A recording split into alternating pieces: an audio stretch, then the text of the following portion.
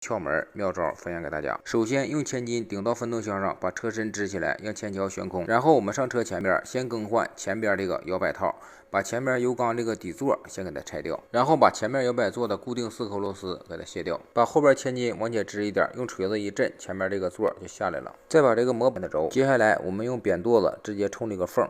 冲完，然后用锤子先印进去，再用大锤给它砸靠。我们抠摇摆座这个套子的时候，2个油道眼漏到了，这个套子就好往出砸了。摇摆座里边这个油泥必须要清理干净，还有油道槽也要清干净。然后把这个新套子不用手离远点落千斤，然后用螺刀子插到这个摇摆座这个螺丝眼里边，来回别几下，这个稳定就稳进去了。然后把4颗螺丝给它带上，不要拧紧。然后我们上后边把摇摆座的4个螺丝给它卸下来。前面4个螺丝不拧紧的目的就是后边摇摆座把锥齿外边这个座6个螺丝卸来，把这个也砸下来。这个换锥齿和换油封的视频我就不给大家详细录了，一会儿嘎套子给大家录一下。锥齿还有油封已经更换完了，打靠。下面我们开始装锥齿座，涂上密封胶，然后把螺丝带上，把2侧的调整垫也给它装上，然后把螺丝给它带上拧紧。拧紧之后用手转一下这个锥轴，如果间隙正好了就不用加垫了，如果间隙小可以加垫，间隙大的话可以撤垫。螺丝全都紧完之后，把止推垫套上，把摇摆座里边让它传动轴更扛实一些。后边连轴结对应之后，把外边这个防护管给它抹到后。